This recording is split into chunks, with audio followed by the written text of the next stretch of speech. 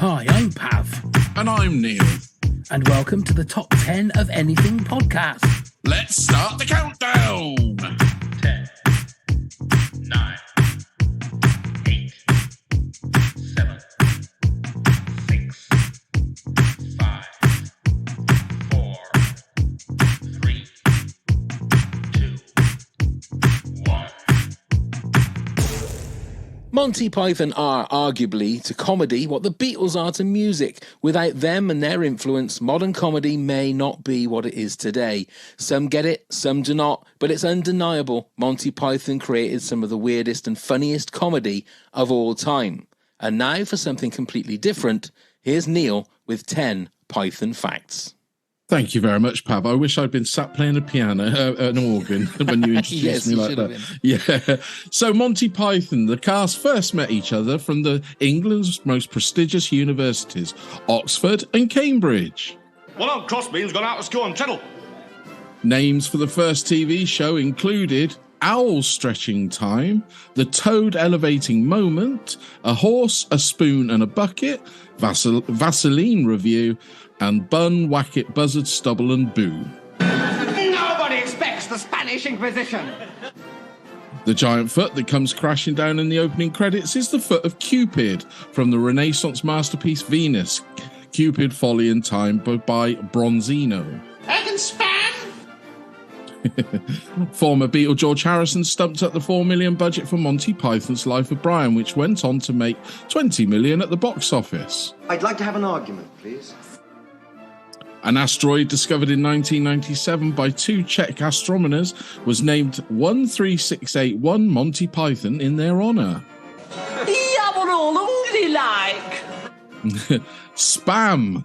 The junk email sent in bulk was named after the Python's classic Spam sketch, where everything on the menu is spam. I would like to buy a fish license, please. The budget for Monty Python and the Holy Grail was raised by bands including Pink Floyd, Led Zeppelin and Elton John, who were looking to make a tax loss. Now that's what I call a dead parrot. Several councils, including a few that didn't even have cinemas within their boundaries, banned Monty Python's Life of Brian in 1979, saying that it was blasphemous. Gone. Monty Python's classic Lumberjack song was apparently written from start to finish in about 15 minutes because the guys couldn't think of an ending for the sketch they had been writing. I swear to tell the truth, the whole truth, and nothing but the truth. So anyway. The original Monty Python's Flying Circus TV series ran for just 4 years, totaling 45 episodes, making its tremendous impact all the more amazing. And now for something completely different. Wonderful. Thank you very much, Neil. Pleasure. Yes, it's going to be a very special one tonight, I feel. Looking back on the wonderful Monty Python, our guest tonight is an executive producer. He's a writer. He's one of the big names in Hollywood for The Simpsons and F is for Family. Ladies and gentlemen, please welcome Mike Price. Yay! Hey, hi Neil, hi Pav, how are you? We're So very to talk to good, you thank again. you. Very well, good. sir, very well. And we couldn't think of a better way to chat to you again with Monty Python. I mean, I can't think of another comedy troupe or a comedy group that has spanned the Atlantic like the Python lot.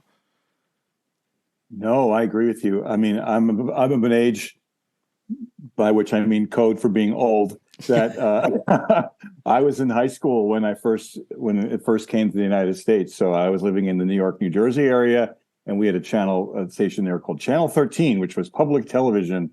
And I was a comedy nerd, and I loved everything funny. But someone said, you got to watch the show. It was on Sunday nights, I think at either 10 p.m. or 10:30 p.m. every Sunday night. And I started watching it, and it was just a bomb. Just a bomb went off with me, with my friend circle.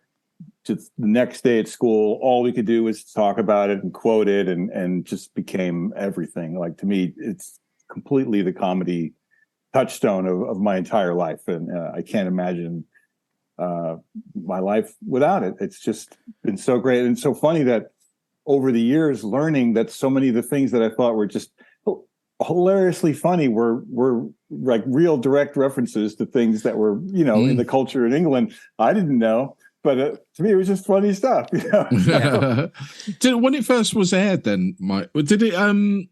Was it like instantly a hit around? I know you and your friends all enjoyed it, but like your parents, for instance, did they appreciate it? And No, my parents didn't.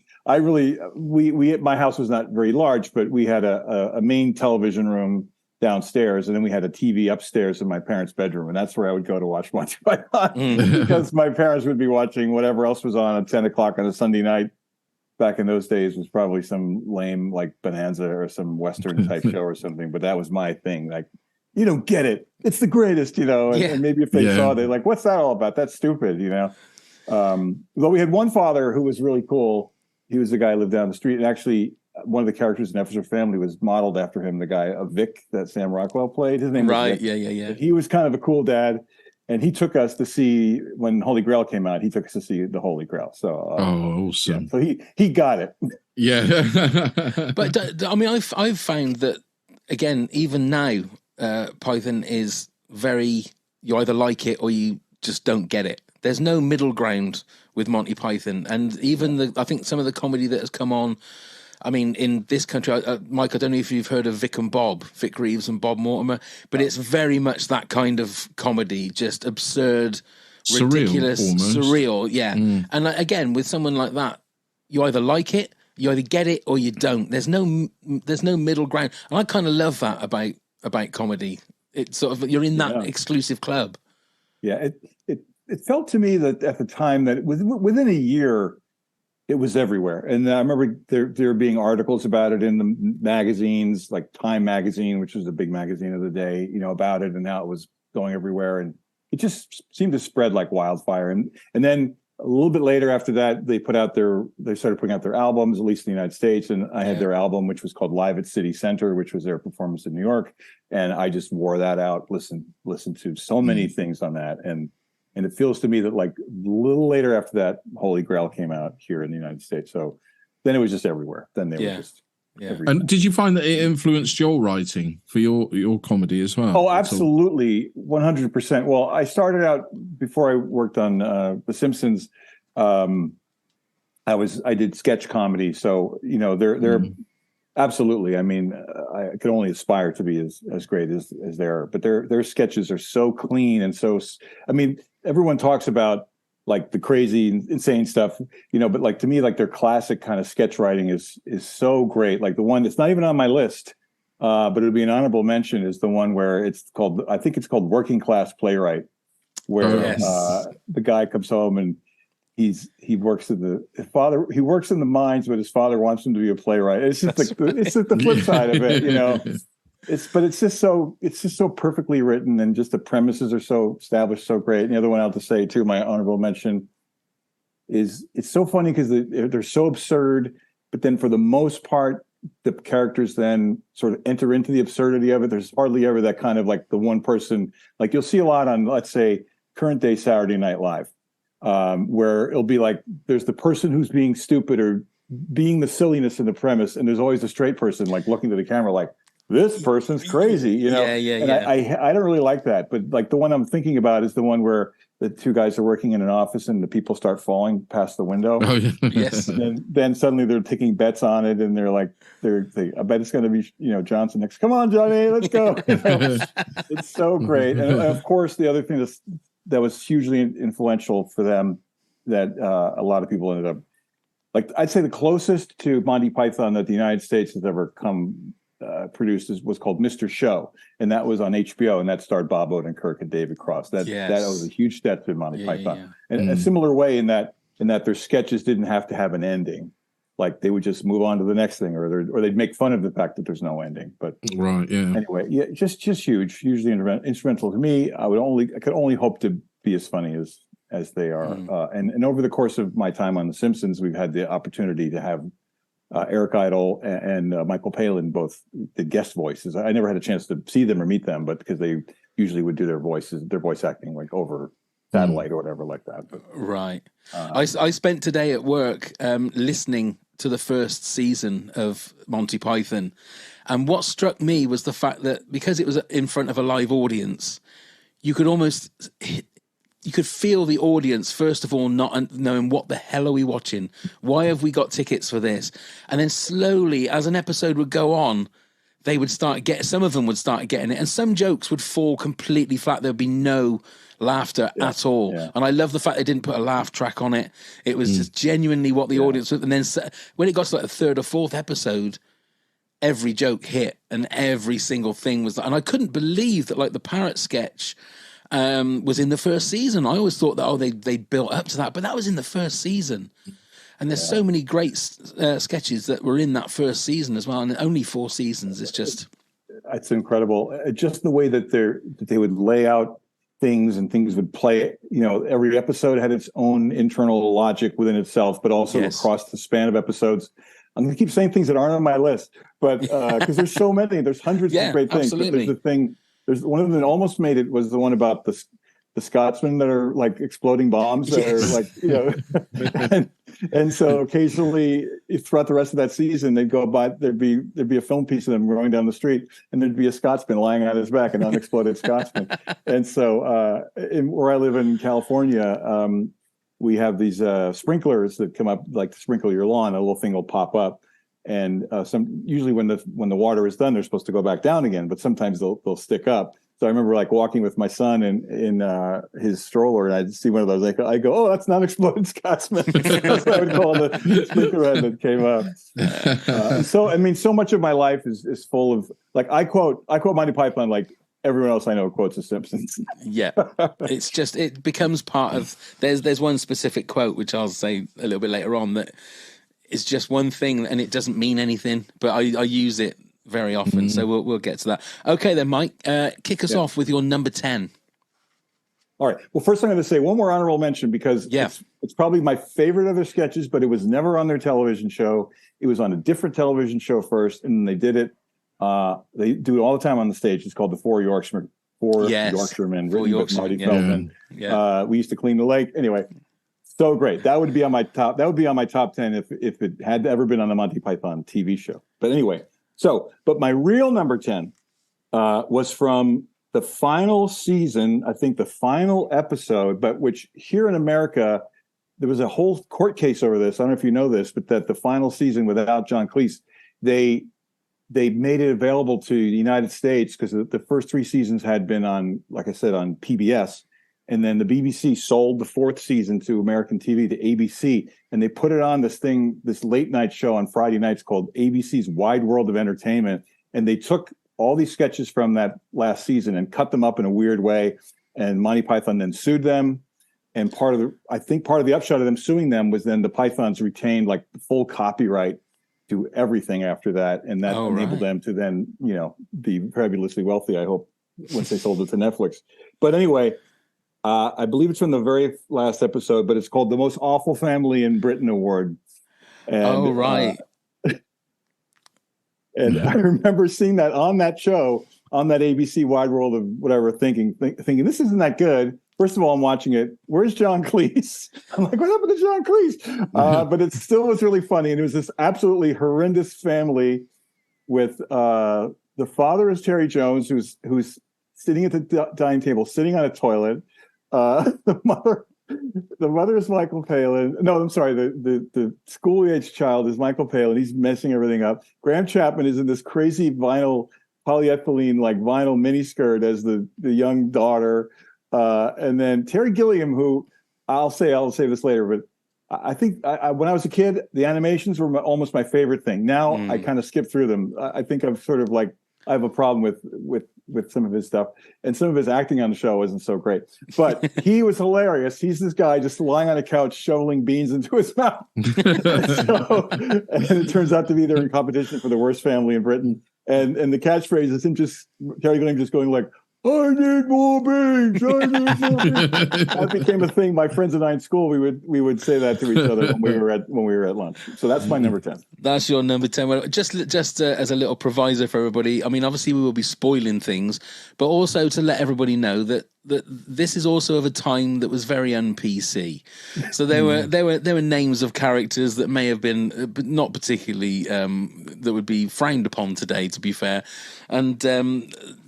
just putting that out as a little proviso there. But in all fairness, they were pushing boundaries back in when they first came without out. a doubt. And some of it's still relevant today.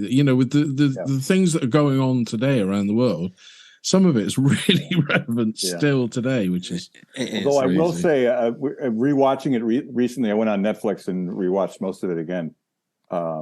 I was surprised that there was a surprising amount of blackface. Yes, yes, that was the one. Which I think wasn't quite done even for satirical reasons. They were just doing it, So yeah. But it's so hard to imagine that was just the norm. Back, I mean, even going back just a couple of decades, that was just the norm, and nobody thought anything of it. It's just it's absolutely crazy. But that's a great one to kick us off with, Mike. Well done. Go on then, Neil. You're number 10. So mine is The Undertaker. Now, I haven't written down what series this was from. I can't honestly remember. I should have written them down, but I loved it. This is a great one. And they've used this a few times. I think they've even re-recorded this sketch because it's on the final cut, if you ever had that album where they did it again. But it's Graham Chapman is the Undertaker, and is it Michael Palin that goes in? I believe. It's John. No, I think it's John Cleese. I think is that the one where they are going to eat her in the end. Yeah. Yes, which is we John talked Cleese. about. Yeah, is it John Cleese? Yeah, that's right. I think it's Michael Palin on the final cut. That's the customer. Oh, is it? Oh, right. Yeah.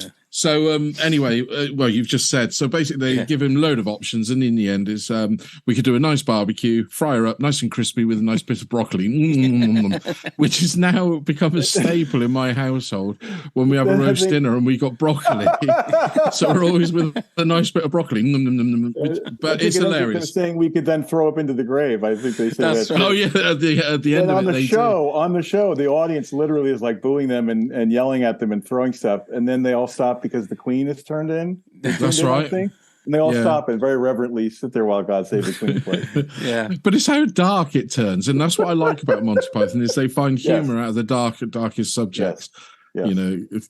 And I just, it's a wonderful one. To paraphrase another sketch, not on my top 10 list, but it shines out like a shaft of gold when all around is dark. That's the Oscar Wilde sketch. Yeah, that's right. But it is. I mean, there's so much death in Monty Python. People are getting shot and killed and thrown out of windows all the time. It's just it might be one of our top 10s, but the Peckinpah. Jane Austen. Do you know what I mean? Yeah, it's crazy. Full on battles. Yeah, full on battles. But that is a good one. Yeah, I'm the same as you, Neil. I haven't actually put the seasons and episodes, which I probably should have done. But my number 10 is one of the iconic ones. It's Nudge, Nudge, Wink, Wink, Say No More. Well, that's my number 6. Is that your number 6? Okay, not on my list, but no, it's the fact that. When I listened to it, because I think that's in series 1, I think I heard it, and it's because I'm used to seeing the live version where they obviously play it a lot more larger. It's all say no more and all that kind of stuff. Yeah. It's a lot more underplayed on the TV version. Yeah, but I can't believe that before that was the very first time that was shown, that something like Nudge, Nudge, Wink, Wink wasn't even a thing. Do you know what I mean? It's like pre Get Back and Get Back. It's like could there have been a time before like the Get Back was ever a song? So it's that, and the amount of times I will say nudge, nudge, wink, wink, say no more. It's just become not as good as a wink. Exactly, it's part of everyday language now. And they always very very happily whenever they do live. Like where the guy's wife from is always somewhere near where they're playing. They get a joke out of it, like Yonkers or Chatsworth or something like that. Exactly, and it gets that local. I'll say too, I'm sorry, is that I didn't realize, because I'd never seen it before, but it was on recently, or I came across it on Netflix, which is their first film, which is called Now for Something Completely Different. Yes. Which is, they took sketches that had been on the television show and just redid them for on a film budget. So that's in there. And it's actually staged at a real pub and everything. It was very surreal to see that, because it was like, wow, this is the same thing, but different. Yeah, I mean, they upped the ante a bit in that one, didn't they? In the movie, they certainly did. I mean, Eric Idle was a lot more. Yeah, and Terry Jones, he's so good at the straight lace. Your wife a goer? Yeah. She goes. Yes, she goes. Photography, candid photograph. Yeah. Whoa! No, hey, whoa! Go on then, Mike. You're number 9, please. Number 9 is a very short one, but one of my favorites, which is Albatross. So this is from the first season. John Cleese in a dress playing a vendor. That's another thing that's like a thing that is apparently, I learned later, is like a common thing in British theaters where they'll come through the aisle selling ice cream, whatever. I didn't know that. But he's selling she is selling a giant albatross. And I believe Terry Jones is the customer, and it's just screaming, "Albatross! It's a bleeding albatross!" And it's maybe like a minute long, but it just makes me laugh every single time. I love the live version at the Hollywood Bowl. Yes. That's one of the greatest versions. I've just got this fucking albatross. It's so good. It's so good, especially like the Hollywood Bowl, because that's prime sort of Basil Fawlty as well, isn't it? The way that John Cleese is there with the tash, that's who he is. Yeah, but yeah, that is a great one as a short one, and that's I think it was the last couple of episodes I didn't get to watch of series 1, so I didn't realise that was in series 1 either. So I'm gonna have to finish watching that. That's a great one. Go on then, Neil. You're number 9. So it is a classic one, and it's quite low on my list, but it's more in honour of my dad because it's one of his favourite sketches, and it's Spam. My dad cannot now make a spam sandwich without almost repeating the whole bloody thing to us. But it's hilarious, isn't it? Because it is a typical of the cafes we remember in England, sort of like in the 70s for us, and they still would have had, spam with everything, and it was just eggs and grease and spam. And then we go into the whole song, and it's just great. Vikings. Yeah. Vikings there. Yeah. Bloody Vikings. Oh, God. It is so good, though. What always used to, when you start thinking about like the minutiae of the sketch, and at the start of it, Terry Jones is going, well, you can have egg and bacon, egg, sausage and bacon, egg and spam. And then someone will say, well, I want it with a little bit less spam in it. Well, you could have had egg, bacon and sausage then if you wanted. You didn't have to have spam. But then the whole premise of the sketch just collapses. I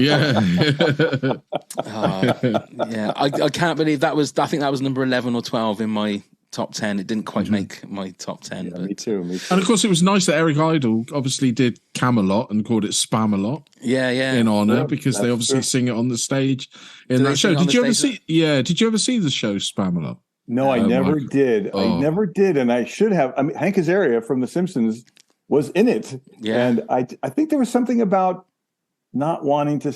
I just wanted to preserve Monty Python for Monty Python, so I should have gone to see it. I was lucky to see it twice, but very, very funny. Very funny. I'm sure it's great. And in the movie, they say Spam-a-lot. I think in the song, in Monty Python, that's where Nights of the Round. Oh, that's right. I like to eat Spam-a-lot. I think we like to eat our Spam-a-lot. That's it. Yeah. That's great. Okay, my number 9 is the Architect sketch. It's one of those also great, real, just clever sketches. But it's John Cleese that does it for me. He's got this wonderful design for a new block of flats that is actually an abattoir. But he's thought about it so much, and it's where his life has led him up. And he doesn't give a stuff about that. Actually, he wants to be part of the Masons. He wants to get in there and have the secret handshakes. It opens doors. It really opens doors. And then I can remember, I think it's Eric Idle that comes in and does his, and this tower block sort of falls down and bursts into flames. And I always remember it because it looks like he's trying to press the button of something and it doesn't work, but he carries on. And I think that's so good. You can see that. You can see that, and he's frantically like on the underside of the desk pressing on something, and it's not working, so he just carries on.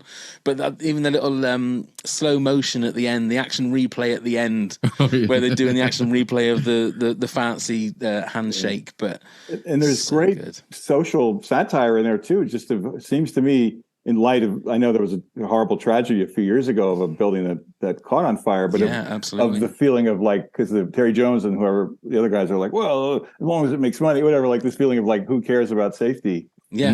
Like that. Watching that again, it was like, wow, it's really funny, but also very biting kind of satire. It's like Neil said. It's like this.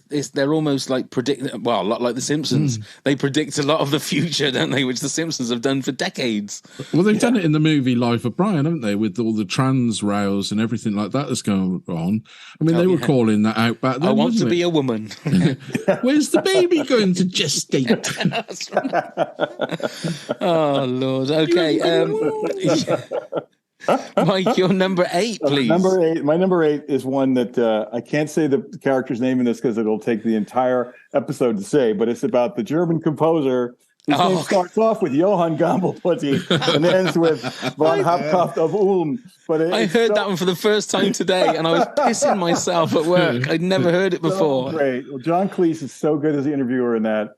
And just the fact that this guy has this name with 47 names, and every time they have to say it, and then his son is mentioned, and then they interview people, and there's an old man I think who dies in the middle of saying the name. It's just so classic, the absurdism and the commitment to. That's what I love about them too, is that that was a film. I think that was partly a film piece, partly a live piece. But unless they edit it out, you never see them break. You never see them break character. You never see them laugh at their own jokes. Again, I'm going to mention Saturday Night Live as a show that does that all the time. But maybe who knows? Maybe there's outtakes where they do crack up and they edited it out. But I love that they're just always committed. They're always in the world of the thing. And then Cleese is so great at that kind of deadpan. Yeah, and the fact that it takes up whatever it is, maybe 8 or 9 minutes of airtime, and all they're doing is saying the same name over and over again. And it's such a simple premise for a sketch that is. Because Neil and I, we like that same kind of comedy where something just gets repeated over and over again that becomes funny, then is not funny, and becomes uncomfortable, and then becomes funny again. And I was listening to that today, and it was the fact that, like, you think they're not going to say the name again. Oh, God, he's saying the name again. So you've got to go through it all again. It is such a good one. If I hadn't already done my top 10, it would have been there. Oh, there's always incredible timing, too, where he'll say it. Like, he'll say the first name. He'll go, Gammelputty. And then there's that pause. Yeah, it's great. So good. That is a great one. Go on then, Neil, you're number 8. It's the Argument Clinic. So I'll take that's both. My number 7. That's my number 7. Yeah, I'll take both versions, both the TV and the film version that they did for it. Yeah. It's wonderful. Again, it's Cleese, isn't it? In his perfect deadpan manner. And the fact that the argument isn't an argument, really, but just an contradiction. Yeah. No, it isn't. Yes, it is. It's just genius because it's so. When you think back of it, it's quite a simple premise, but it works so well. Absolutely. Yeah. But it's hilarious, isn't it? Even to the point that when the 5 minutes runs out, and he says, you've got to pay for another 5 minutes. Yeah. And they said, right, okay. And then he's getting ready for another argument. He said, well, you've got to pay. He's like, I've just paid you. No, you haven't. Yes, you have. Well, hang on a minute. If I haven't paid you, why are you arguing me? I'm arguing in my spare time. But doesn't it link? Doesn't somebody is it in that version or is it in the and now for something completely different that Eric Idle Eric Idle comes in from a different, so it's not argument. He goes. They walk through various other rooms where there's like being hit on the head lessons or something. And that's goes, right. Wah. Yeah. Go, Wah. That's right. Yeah. I think there's another thing too. I forget there's other lessons of other kinds of things. Wow, that's right. Yeah. That's so good. That is so good. That's my number 7. Okay, my number 8 is one very simple one. It's the fish slapping dance. That's my number 3. Is that your number 3? I just honestly can't watch that without proper belly laughing. I mean, it's a meme before memes were even a thing. It's just, it's that, and again, it's the punchline at the end where I think that Michael Palin comes in or is it John Cleese comes in and gets a big fish and just smacks him across the face and sends him into the water. John Cleese onto Michael Palin. It's just so good. But it's the fact that it's so slightly sped up as well, isn't it? So you could, when they're going back and forth, and it goes back to the era of silent comedy. That way, that's all it is. It's just a homage to that, isn't it? 100%. But it's hilarious. It is hilarious. Just to let our Patreon top heads know, all of these sketches I will put in the video playlist for this episode, and you'll have a blast. I'm telling you, if you've never watched Monty Python before, watch them and you'll become a fan. I guarantee it. Okay, Mike, your number 7, please. My number 7 is a kind of a combo. It's 2 sketches. One leads into the next, but they're both so great. I can't even pronounce it. It's one said in World War One, Ypres, whatever, where it's the World War One soldiers are there, and they're one of them has to volunteer for a suicide mission, and Graham Chapman is the colonel saying, "All right, one of us has to volunteer for the suicide mission," and John Cleese is the padre with no arms. He had his arms cut off, and then it's like this thing where they go like, "Let's draw straws," and then Graham Chapman's character keeps losing. And he keeps finding some reason. Well, let's do it again. Let's try it again, And then he goes, "Let's do dip, dip, dip." And he keeps losing it to himself. And he goes, "All right, let's do fisties," which I guess is our version of rock, paper, scissors. And they all stick their arms out, and Cleese can't. And then, it's that look on Cleese's face. Oh, right. But Chapman has the scissors, and the other guys have rock. He goes, "Scissors cuts anything, right?" They go, "Not stone, sir." And he's like, "All right.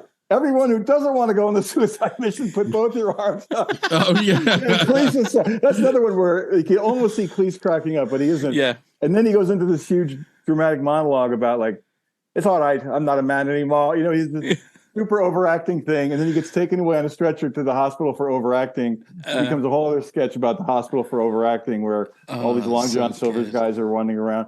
And then the greatest joke in that is that where I think Chapman is the doctor there, and he goes, "This is Richard III ward," and Eric Idle and Terry Jones are sitting in this hospital beds wearing their crowns, and he goes, "This man used to be like a full-blown overactor, but look at him now." And Eric Idle just goes, my horse, my kingdom for a horse." Very well, and that's it. So anyway, I love it. I love that one so much. That's a great one, yeah.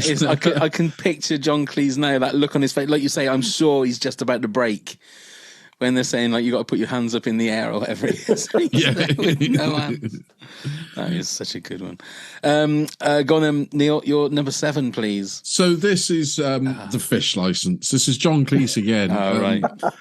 Basically, now there's 2 versions. You've got the TV version and then the version on the Final Cut. Now, I would imagine the Final Cut one was re-recorded again, because when you listen back to it, it sounds completely, not completely different, but a different style. But it's hilarious. Just the whole premise again. Did you mean that pun then? Did you mean when you said completely different? Did you mean that then when you said that? Possibly. Yeah. But it's another one that's almost another one that I would give an honourable mention to, because it reminds me of it, is the cheese shop. It's another one of those where they go in, they want something that they can't get. And then obviously I know it best, and it leads into Eric the Half a Bee, which is probably one of my favourite songs of Python. I think, John Cleese famously said he couldn't sing, but I think he does such a good job at that, because I couldn't imagine anyone else singing that song but him. But it's just the absurdity. And was it James I had a prawn called Simon? That's right. Just that line. Camel Atatürk had a haddock. That's it. When he has the book, he pulls the book out. That's right. Yeah. That's one thing that the Pythons were good at is these kind of list sketches. And it'd be the minutiae of the sketch. It's just like the fine detail of all these things, and because they are all university taught, they've got their reach for words that a lot of people wouldn't know. It just makes it sound so much different than if it was just two bodkins just trying to write a sketch, where it would just be normal words. They have their own language kind of thing, But fish license. I mean, you're including Eric the Half Bee. You've got to. You can't have one without the other, can you? Although that was not. I think that song was just only done later for the records or for stage. I think it was done for the Final Cut, wasn't it, originally? Yeah, but it worked so well. It's great. It's great. Yeah. I love him, Connolly. Cyril Connolly. I love him, Connolly. Oh, dear. Okay, my number 7 was the argument sketch, so we've already done that one. So Mike, back to you for your number 6, please. Number 6 is sort of a little more in vogue these days, but certainly in the United States, where Adolf Hitler is trying to get elected to a local position. Mr. Hilter, Mr. Bering, and Mr. Ron Ribbentrop are trying to plot their election strategy. I love that one. So, Mr. Hilter, that nice Mr. Hilter. I haven't seen this one. I need to. From Season 1, Episode 12, it says here. Oh, is it? Right, there you go. Yeah, you'll be around to it shortly. I will be around to that one shortly. See, that's the trouble as well. Doing this top 10, and there's so many sketches that, although everybody knows the ones that everybody knows, and I've doing some research, I've come across some of the ones that I remember loving. There's going to be so many that I've missed that we should absolutely. We'll have to come back and do it again. Yeah, we should have basically done the 4 series, shouldn't we? We should have done. 10 yeah, we could have sketches from easily each series. Yeah. could have easily done that easily without a shadow of a doubt. Okay, Neil, your number 6 was Nudge Nudge, Wink Wink, Say No More. My number 6 is the classic Ministry of Silly Walks. Oh, yeah, of course. Well, that's my number 5. That's your number 5, is it? Again, because it's pure. This is physical comedy at its greatest. Yeah. This is Cleese at his absolute greatest. His absolute physical comedy greatest. Mrs. Two Lumps as well, obviously coming in with a cup of tea. I love that. Mrs. Two Lumps. Mrs. Two Lumps. And I was going to make a point of saying, but like Carol Cleveland as well. I mean, she was always classed as the 7th member of Monty Python.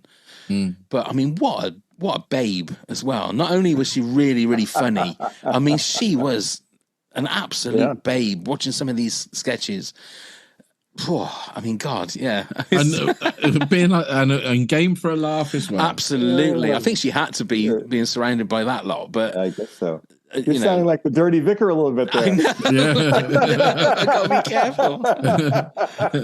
I gotta be careful. But I think the thing is, like, again, the Silly Walk is something that is synonymous with Python and has become T-shirts and memes and all that kind of stuff. It might even be like the perfect entry to Python. Like, watch that. So. If you like that, then you'll like everything. Yeah. Absolutely. And also, Cleese carried it on into Faulty Towers, didn't he? For the absolutely. German. So he took it with him. Yeah. It was kind of that thing that sort of I recognised that from Monty Python, just the way that he did that. But that was 100%. How he did that with his leg, though, the way it swings when he turns, I just think to myself, well, I suppose he was a lanky boy, wasn't he? He was a lanky boy. He should have that as his trademark, John Lanky Boy Cleese. I wonder if he'll recreate that for the new Faulty Towers that he's writing. Oh, I hope so. Interesting to see. Yeah. I don't.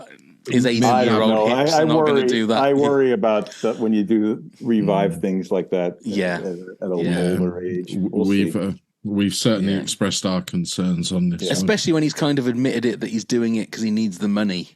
And he's got another as well. It might surprise. Who knows? It might. Fingers crossed. Saying that, I was surprised, a little happily surprised to see as I was watching this that Connie Booth is in all these Python episodes too. Yeah, she's like whenever they need someone else besides Carol Cleveland, it's Connie Booth. Yeah, that's right. She's beautiful. It's always nice to see. Yeah, lovely as well. Yeah. Okay, we're halfway through, so it's time for this pop quiz, hot shot. It's quiz time. So, Mike, what we do, I'll ask you a question. If you get it wrong, it'll go over to Neil. It's first 1 to 3. As you are a guest, Mike, you can go first or second. What would you like to do? I'll go first. I'll try that. Okay, here we go. These are all Python themed. So, which brain-challenged character delivered the line, "My brain hurts"? Oh, that's Mr. Gumby, of course. It is Mr. Gumby, and Mike is off. I'm sure we used to live near a family like that down the road. We still live near a family like that. What is the thing with that? What is that thing with the handkerchief? That's a traditional seaside thing back from about they say from the 30s up to the 50s. Yeah. Where you wouldn't have a hat, they would tie their handkerchief into knots in the corner, and that's what they would use to stop burning their little heads. Yeah. How times have changed. I think Neil, we should bring it back. We should bring it back. Yeah. We should bring it back. What merch? I mean, what merch that would be? Top 10 hankies. Right, and Neil, what, according to Anne Elk, was thin at one end, much, much bigger in the middle, and then thin again at the far end? I don't know. No, that's got Anne me, that Elk. one. It was thin at one end, much, much bigger in the middle, I and think I then know. thin again at the far end. I think I No, remember now. you've got me. I don't know. No. A snake or an anaconda or something, or It was a brontosaurus. Well, That was her theory. Her theory on the brontosaurus. Okay, so Mike, that's great. who visits Mr. Bounder in the travel office? Oh, Mr. Smoke Too Much. It is Mr. Smoke Too Much. He's coming up on my list. Is he? I bet he is. I He's bet number he 3 is. on my list. I Yes. bet he is. Neil, you need this one to keep the game going. Who was the wrestling opponent of Colin Bomber Harris? oh, God. Oh, my God. Bomba Harris. No, I'm going to have to... I literally listened to this on... Oh, God. I have a guess, but I think it's not right because I think he was a boxer. No, over Yeah. to you then, Mike. Oh yeah, For the win. Here's my guess. I don't think it's right because I think he was a boxer, but I'm going to say Ken Clean Air Systems. It wasn't. It was actually Colin Bomber Harris. He wrestled himself. He wrestled right. That was a That's trick right. question. Yeah. He wrestled That was a trick himself. question. It like, was. Like when was the last time the Hammers won the English? Yes, English that's Football Cup? right. That's right. So, Mike, for the win, this Okay. is, what is unusual about Arthur Frampton? Does he have 2 sheds? It wasn't. He didn't have 2 sheds. Neil? Did he want to become a lion tamer? He didn't. No, he has 3 buttocks. I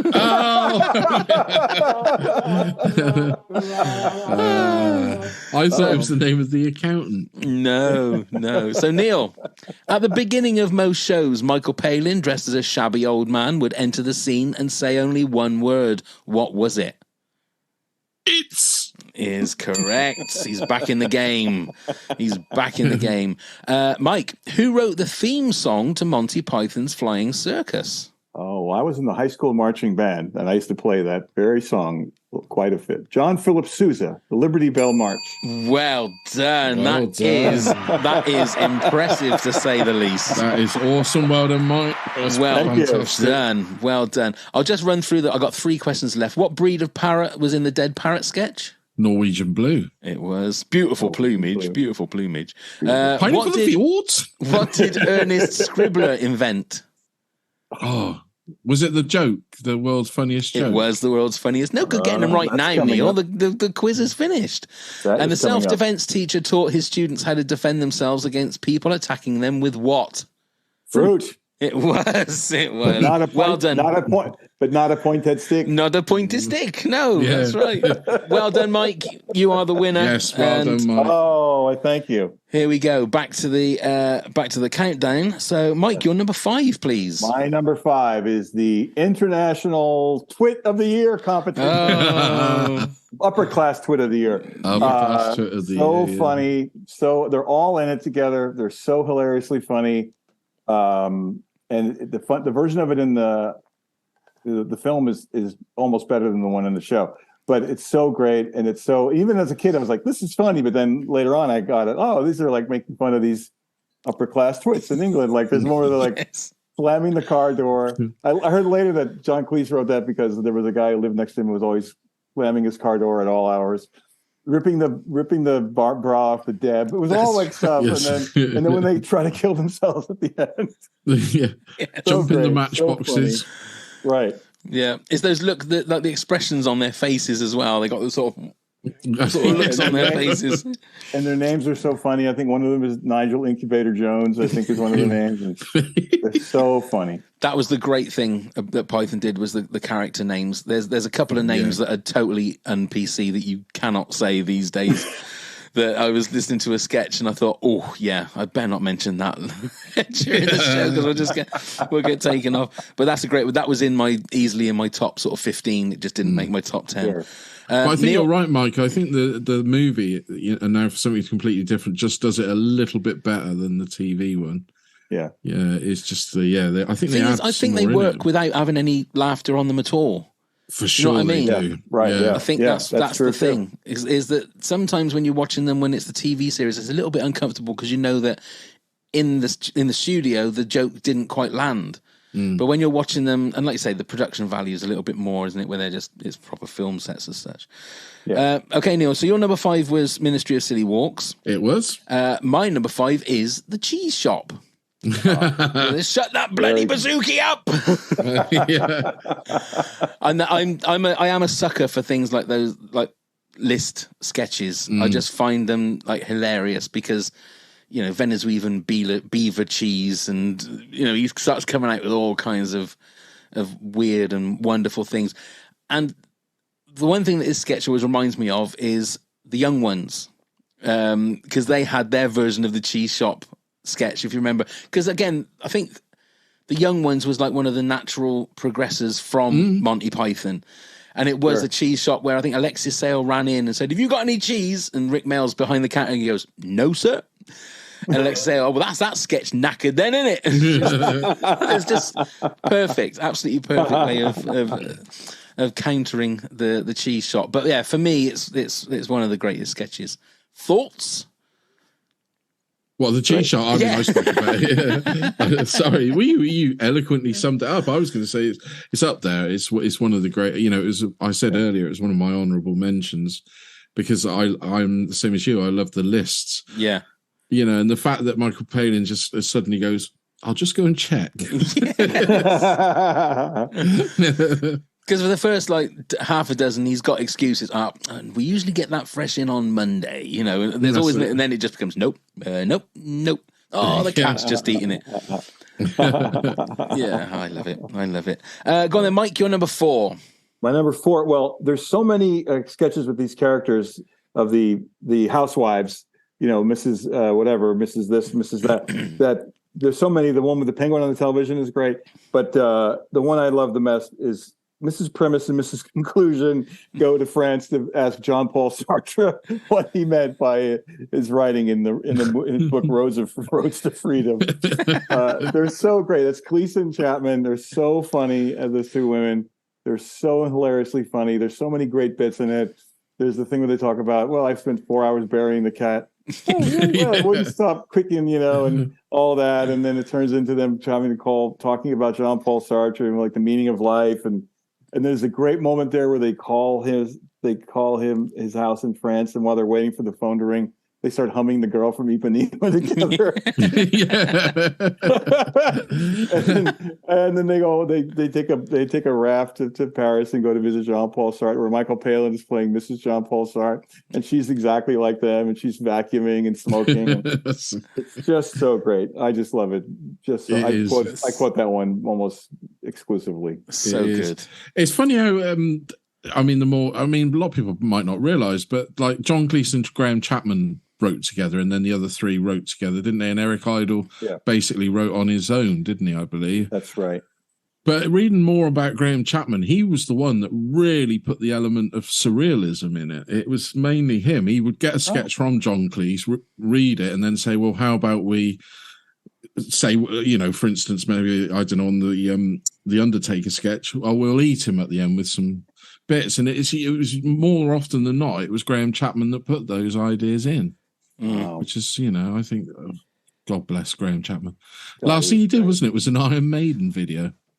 Is that right? That was the last thing. Before he died, he starred in Iron Maiden's "Can I Play with Madness" video. Right, I can remember that. When I was in college in the 80s, he came and did like a lecture tour or whatever, and he appeared where I was going to school at Tulane University just by himself and showed some clips and answered questions from the audience. So that was very exciting night to be there. Troubled character. His movie Yellowbeard was hilarious. If anybody ever sees that, which nobody seems to have, but I think it's hilarious. It's so cool how when they made their movies, they're true. Meaning of Life is, this is going to sound crazy, but that's my favorite movie out there. It's like, most people like Holy Grail or Life of Brian, but I like Meaning of Life because it's like most like the show. Yeah. But the other ones are also great. But they would make him like, he's like the anchor of both of those movies because he's King Arthur. He plays nothing else, and I think he only plays Brian in Life of Brian.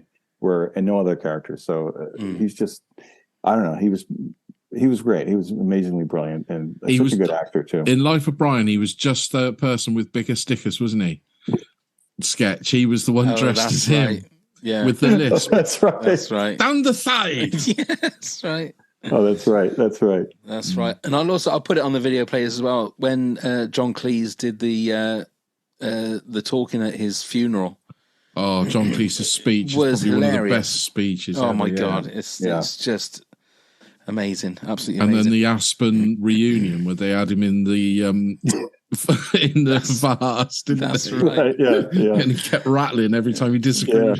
Yeah. Oh my God. Go on then, Neil. You're number 4.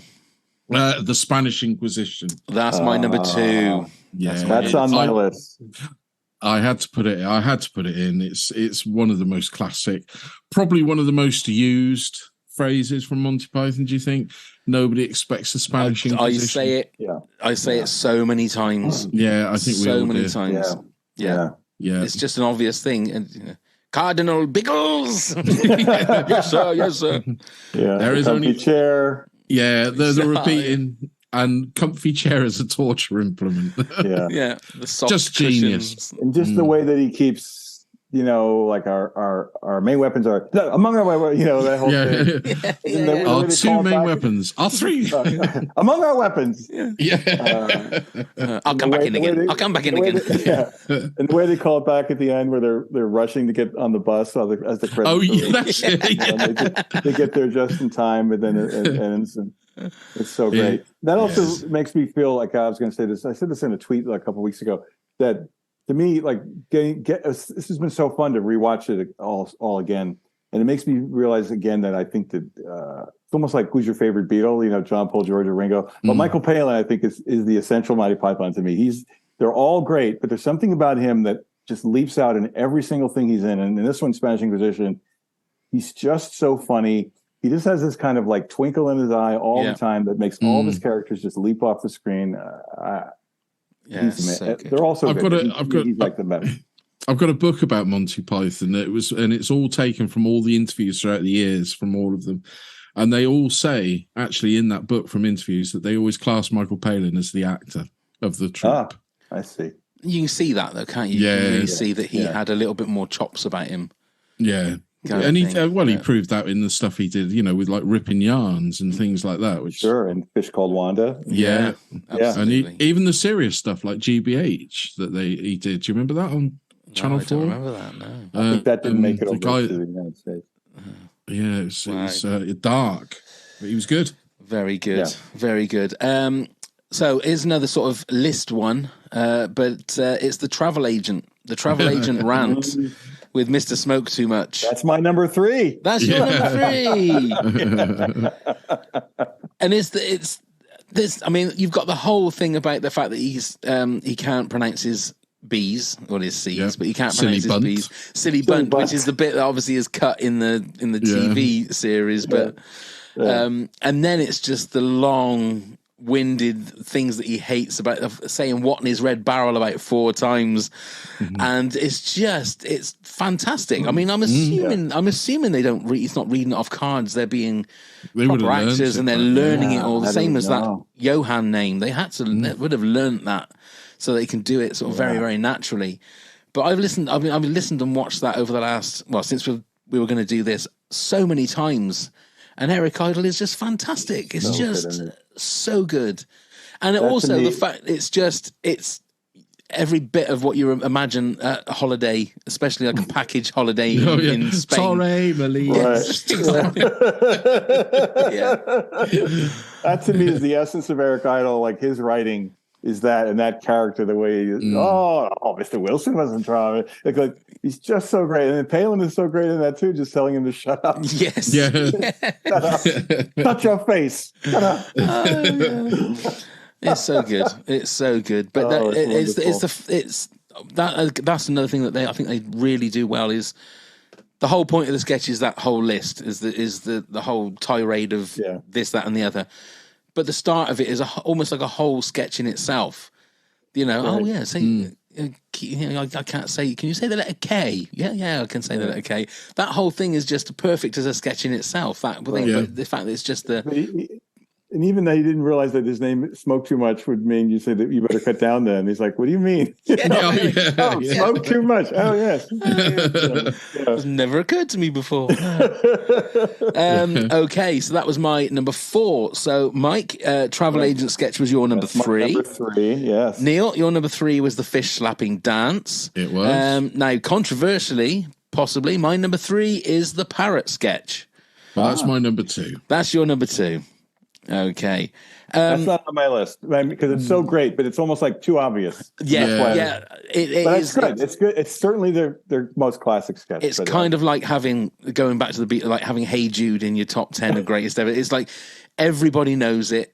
But I listened to it. So good. I listened to it from the series 1 today, and I sort of tried to listen to it through what the people there that day would have imagined it for the very, very first time. And it's just a clever, again, it's a list sketch, isn't it? It's just of ways of saying a dead parrot. Right. But again, it just seems to be played a lot more understated than it did. Well, it was before Cleese started to go over the top. I mean, that probably stemmed. I think he did it first in that the movie, and now for something completely different. But when he did it live, I mean, he fucking snuffed it. And that's where he really. And that got the big cry. The choir invisible. That's it. Pining for the fields.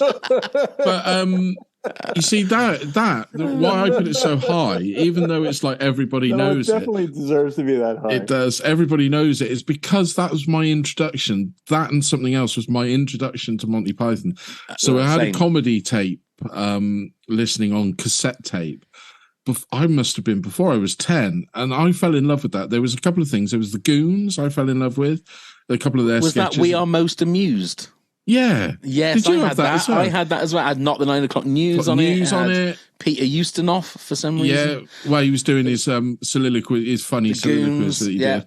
Yeah, the Goons, the Ying Tong song introduced. That's where I got all introduced to Monty Python, and that's where it all led. And the parrot sketch on that was hilarious. And, just the ending. Got a slug. It's not a bling. Does it talk?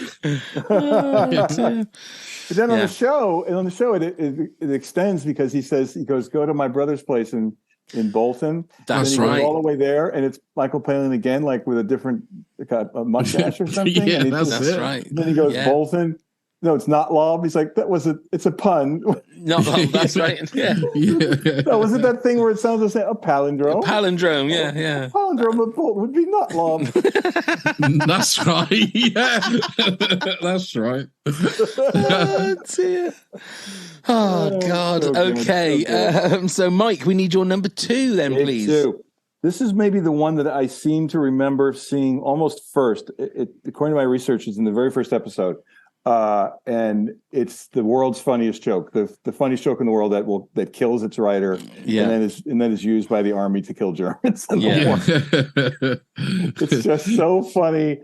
And the version on the show is better than the version later in the movie because it goes on further on the show. But like, it's just so crazy and silly and ridiculous, and the way they keep building it, and now the Germans are trying to develop their own, and it has that weird. I mean, it's absurd to begin with, but then it's so absurd because then there'll be, like I think in the scene with the Gestapo, like the Gestapo guy has a sign around his neck saying Gestapo officer, and it's like they're already fully formed with their insanity right away. And then there's a great use of stock footage of like Hitler trying to tell the dumb joke, and how the guys are falling out of trees, and it's just, I don't know. I just that one. I remember. I have a vivid memory of watching that one up in like that bedroom I mentioned, my parents' bedroom, and literally like just falling off the bed. Yeah, it's so fancy. Just the man in his little room to begin with, wasn't it? Yeah. Like you said, it's the growth of the joke on that. It starts so small and just goes so massive. Yeah, it's hilarious. It's when they show it to Terry Jones and he's like an infantryman and he just looks at it and just goes like that, and then just goes and then just drops down dead. Right. And they have the thing where they have it on a big board and it's covered, and they have to like turn it over and like hide their eyes. Or they give one word to each of the translators so they don't know what it is, and then they're all shouting it out to the German infantry, and you can hear them all. Yeah. I think they say one man saw 3 words and was in the hospital for several months. Yeah, that's right. It's so great. Oh, so good. Okay, Neil, your number 2 was Parrot Sketch. It was. And my number 2 was the Spanish Inquisition. So before we give our number 1s, Mike, do you want to just give us a quick rundown of your 10 to 2? Neil will do the same, and then I'll do the same, and then we'll reveal our number 1 choices. Number 10, the most awful family in Britain award. Number 9, Albatross. Number 3, Johann Gambelputty, and so on and so on and so on. I want you to say it, Mike. Come on. Number 7, World War I sketch going into the hospital for overacting. Number 6, Mr. Hilta. Number 5, Upper Class Twit of the Year Award competition. Number 4, Mrs. Premise and Mrs. Conclusion visit John Paul Sartre. Number 3, The Travel Agency with Watney's Red Barrel. And number 2, The World's Funniest Joke. Excellent. Neil, you're 10 to 2? So at number 10, I have The Undertaker with a nice bit of broccoli. Number 9, Spam. Number 8, The Argument Clinic. Number 7, The Fish License, including Eric the Half a Bee. Number 6, Nudge Nudge, Wink Wink. Number 5, The Ministry of Silly Walks. Number 4, The Spanish Inquisition. Number 3, The Fish Slapping Dance. And number 2, The Parrot Sketch. Lovely. And mine is number 10, Nudge Nudge, Wink Wink, Say No More. 9, The Architect Sketch. 8, The Fish Slapping Dance. 7, The Argument Clinic. 6, Ministry of Silly Walks. 5, The Cheese Shop. 4, The Travel Agent Rant with Watney's Red Barrel. 3, Parrot Sketch. And 2, The Spanish Inquisition. So, Mike, what is your number 1 Monty Python sketch? My number 1 Monty Python sketch of all time is The Spanish Inquisition. Yay! That is my absolute favorite. Well, I wasn't expecting the Spanish Inquisition. If only I'd caught that noise. Yeah. No, buddy. That's even Terry Gilliam is good at that one. Yes. Yeah, to be fair. Yeah, that is a funny. He's Cardinal Fang, is he? I think it was Fang, Cardinal right. Fang. Yeah, Cardinal Biggles, Cardinal Fang. Oh, it's the way he says Fang, though. Isn't it? Cardinal Fang. So why was that become your favorite? I think I remember quoting it the most back then, like when I first started seeing it, and it made me laugh so hard. The ridiculousness of it, the costuming, Michael Palin, Terry Jones is so funny. When they have the thing we didn't mention before is like the rack is like the dishwasher. Oh, that's right. Yeah. It doesn't work, and he goes, just turn it anyway, and they kind of just turn it. And then Michael Palin has this really just hilarious look on his face of like just embarrassment, know, how stupid it is. And I don't know. And I think the fact that they call. Oh, plus there's this whole other thing before that where before the end sketch is this dumb sketch where they go, it's not the dead bishop on the landing, but it's one of those ones where it's like a scene from a play, and it turns into, we didn't expect the Spanish Inquisition, and then they hop on that bus, and the way they get there, and the credits are rolling, and it's just so great. I can't even explain it. All the ones that you said could easily be, any one of these on all of our lists could easily be number 1. Absolutely. It'll probably change next week as well. I completely agree. Easily. And I think Spanish Inquisition is the one that's on all of our top 10s. It's got 1 point in all of them, so that just shows it. Go on then, Neil. What's your number 1? So it is the Lumberjack song. This is primarily because of my introduction. Now, with the film and with the sketch that I had on cassette, it followed the Parrot sketch anyway. It literally did, but it's just unique. It's just brilliant. I believe. Did you watch the live show they did their reunion live back in 2015? Did you watch the O2? Again, it changes from other things. They would put it in after another sketch, or whether it be the cheese shop or whatever the sketch they did, it wouldn't just be there, and it fit beautifully. But it's the pure masculinity of the Canadian Mounties singing this song about being a lumberjack. So basically pressing wildflowers and long high heels and a dress. Tom Hanks was one of the Mounties in one of the live shows, wasn't he? He was, yeah, he did. They dressed him up, and he was one of the guys singing. Yeah. But I just love it, and it's nostalgic for me as well, because it's the one that you know, even when I see my dad today, it reminds me of being a kid, because if he starts singing it, he sang it when I was a child, you know, a very young child. And has he got something to tell you, Neil? That it's about dressing up and hanging out in women's bars? And either that, or he wants to be a Mountie. Isn't that just standard Mountie? Maybe he was just trying to tell you something, Neil. You know, wear high heels, suspenders, and a bra. You know, I wish I'd been a girlie, just like my dad. Yeah, exactly. I think he was trying to tell you something all those years back. I'm Neil. proud at this time. Okay, right. My number one is probably not a completely well-known one, but it's the Dirty Hungarian Handbook. Oh yeah. So John Cleese is full of otters. John Cleese goes into a cigarette shop with a handbook, with a translating book that all of the translations in it are wrong, and it's Terry Jones, I think, is behind the. He's the guy behind the counter. So he comes out with some. If I said you had a beautiful body, would you hold it against me? Yeah. No, it wasn't otters, was it? My hovercraft is full of eels. Full of eels. And then Graham Chapman. I want. Yeah, do you want to come back to my place? Bouncy, bouncy. Yeah.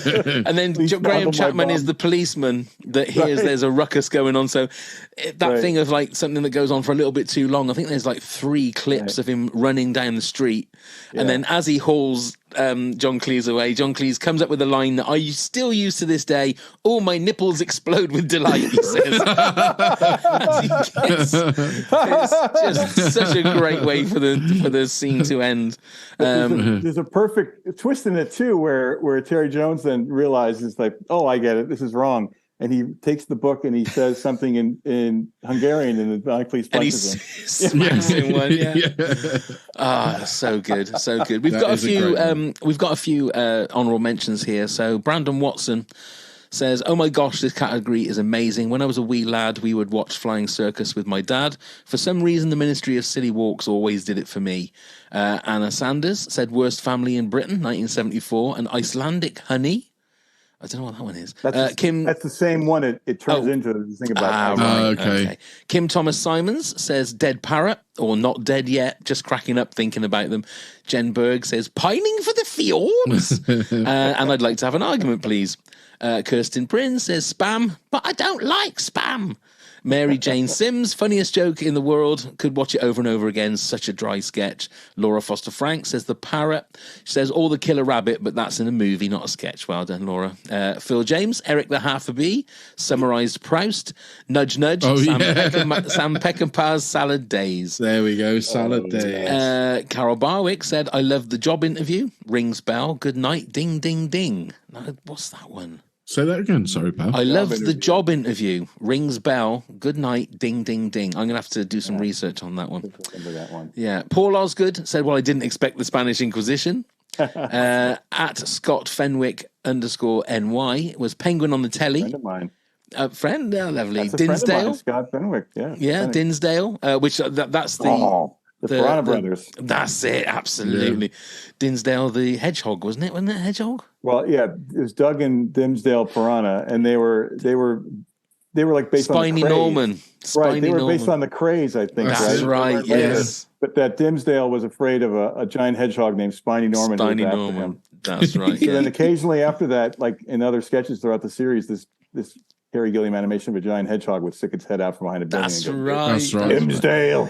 That's right. So Scott Fenwick also says Crunchy Frog, of course. Yeah, beautiful. The Parrot sketch, the Spanish Inquisition, the joke that won the war, Harold the Intelligent Sheep, Defend Yourself versus Attacker with Fruits, Silly Walks, An Argument, and also another honourable mention, any battle reenactment by the Ladies Club. Oh, my God. So there you go. Thank you very much, Scott. That's it. We're done. We've done it.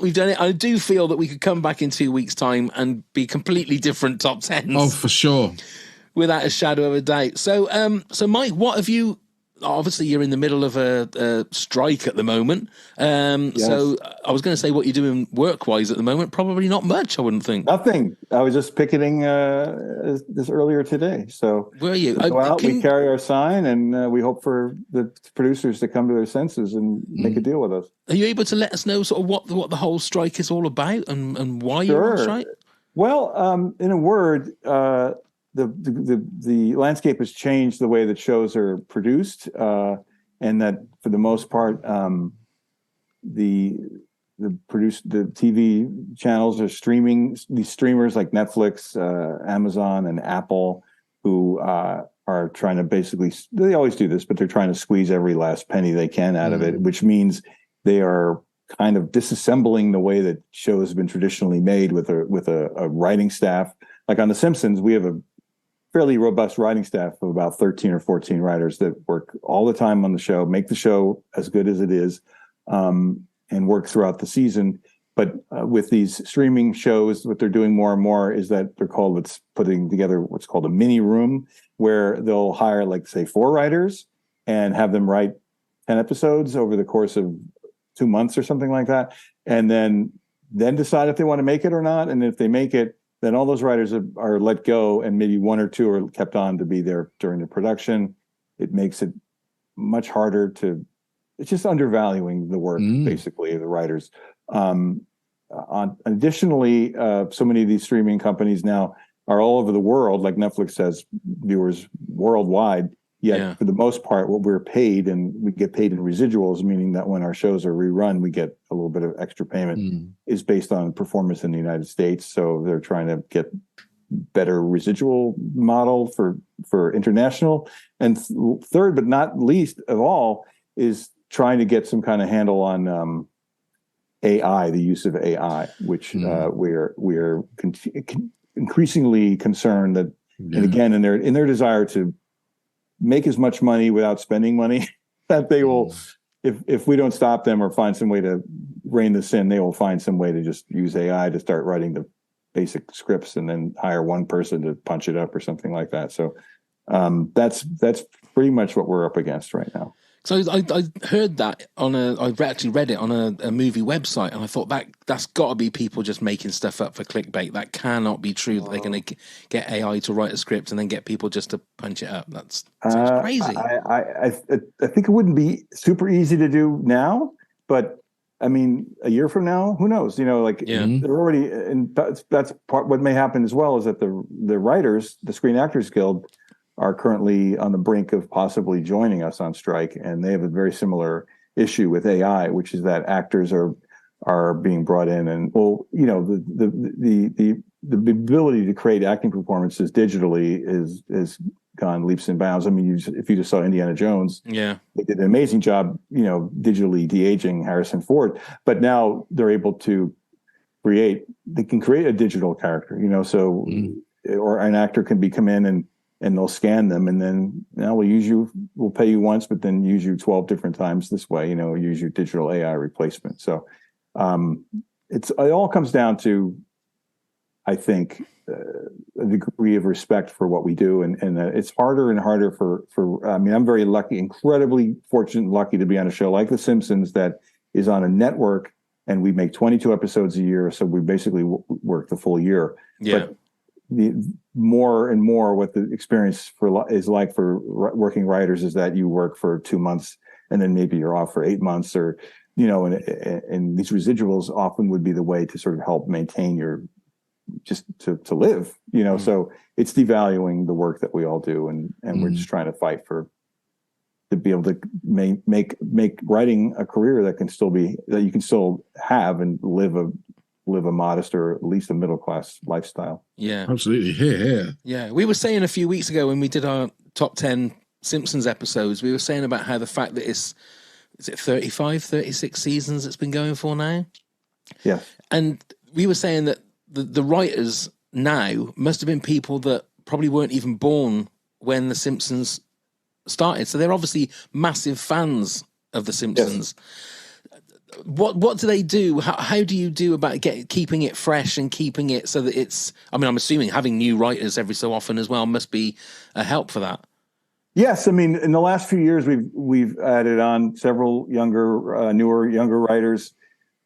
Quite a few are younger than the show, are in their late 20s or at least early 30s, to go along with the old guys like me, But that helps. That certainly helps. I mean, to have a fresh perspective, and there's been a more diversity in our writers' room in terms of ethnic or racial makeup, and also more women writers we have now, which is a great thing. And so we've had some great shows that reflect that. We had an excellent show that one of our, well, I call her new, but she's now been on the show for like 5 years. But Christine Nangle wrote an excellent episode that was all about Duff Man and his daughter, his estranged daughter. But it was about that kind of thing, like a father of a daughter and that kind of thing. And that's a great episode that, came from a great writer with a great perspective from that, so that helps. And the other thing that helps is that we're out there actively still trying to engage with the culture, what's going on in the world, and specifically the United States, in terms of finding episodes that deal with things that are going on, and finding new. The world keeps changing, and so we keep finding new ways to put a Simpsons lens on the craziness of the world. And you're still predicting the future, obviously. That's one thing that you still do. Yeah. A couple more questions before we let you go. Sure, of course. Question number 1: Simpsons movie 2. I mean, come on. When? It's not up to me. It's not up to me. I don't know. I don't know. Honestly, I don't know. I mean, I'd say over the years, I know it's now been 16 years since the movie came out, right? That came out in 2007. That's crazy. But it took several years to put that together. It took almost 4 or 5 years to make that. Over the years, there've been various gone back and forth. And there was an episode that I wrote that came out about 6 or 7 years ago that it was about Homer. I don't know if you saw it, but it was about Homer rediscovering this old hot dog stand that he remembered from a kid that was sort of in a converted railroad caboose.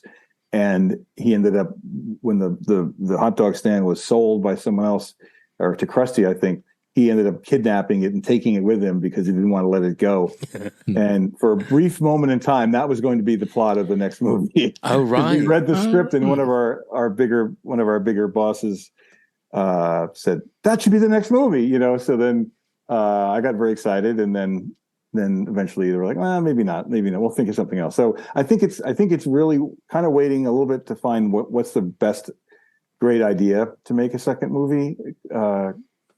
And just timing things of making the show and, dealing with the actors and stuff like that. So I'm sure it'll come. I imagine it'll come someday, but that's certainly not in the offing right now. Right. And you said you've wrote episodes of The Simpsons. What's the process for when you write an episode? Because do you write sort of like the bare bones of it and then it goes to the writer's room, or is it just like a collaborative effort with everybody, stars as well? It's collaborative, mixed with solo effort. So it may start as a solo effort of maybe coming up with the germ of the idea on your own, but then when that gets presented to the room and the showrunner, then we spend some time sort of developing it together, like as a group, sort of picking it apart and finding is this a good episode idea or not, and if it is, like spending a good week maybe sort of plotting it out and figuring it out.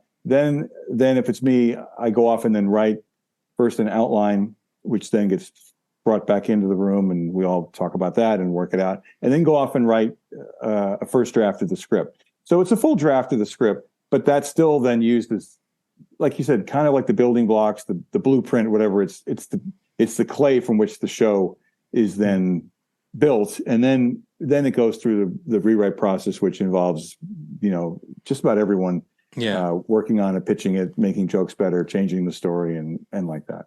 Yeah, fantastic. And also I want to say, fantastic for F is for Family. I really, it should have been more series. It just should have been more series, but it was kind of great that it finished. But as in, the story sort of right. finished, well, I was very grateful that they, they told us after the 4th season that the 5th one would be our last. So Netflix came to that decision, and that was their decision. So we had abided by it. So we were able to write towards an ending. We were able to plan that last season out, knowing it was going to be the last. So I'm very grateful that we got to do that. And it wasn't one of those things where like, oh, you're canceled. That's the end.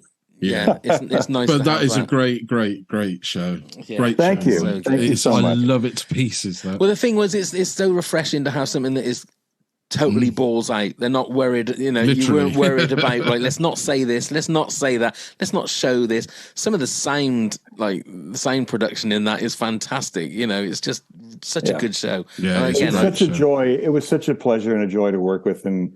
I adore Bill Burr. He's so great and so wonderful, and to have a chance to work so closely with him and to know him well, it's just so. I'm so happy that I got to do that. I'm so grateful that we got to make that show together, and with everyone else that worked on it in the cast, it was just a dream come true. Yeah. Fantastic. Brilliant. Before we say our goodbyes, Neil, do you want to tell everybody how they can get in touch with us? Absolutely. So you can find us on all the social medias. Do please give us a click, give us a follow, give us a like, whatever it is you do at Top 10 Pods. Email us at top10pods@hotmail.com with any questions you may have or any ideas for a top 10. Come and help support the podcast at patreon.com/top10pods. All sorts of rewards you can get, like even being a guest yourself. Check out all of our links via the link tree. You can find the link in the show notes. And do please come, subscribe, leave a rating, review, and whatever else is you do wherever you get your podcast from. Perfectly done, Neil. Mike, thank you so much for spending time with us. Honestly, it's an honour. I can't believe that I've chatted to you more than once now. So, honestly, when we do Monty Python movie moments, you've got to come back and join us. I will absolutely come back. Yeah? I will absolutely come back. You are Absolutely. now our Monty Python correspondent. Yeah. Okay? I like it. We're going to have to give you a name like Arthur Two Sheds Jackson or something, aren't we? We're going to have to think of some kind of name for you. That's right. That's right. But so, Neil, thank you very much. Thank you very much, Pav. Thank you very much, Mike. Been an honour to see you again. Great fun. Thank you. Thank you very much, Mike. Thank you, everybody watching. And my nipples explode with delight.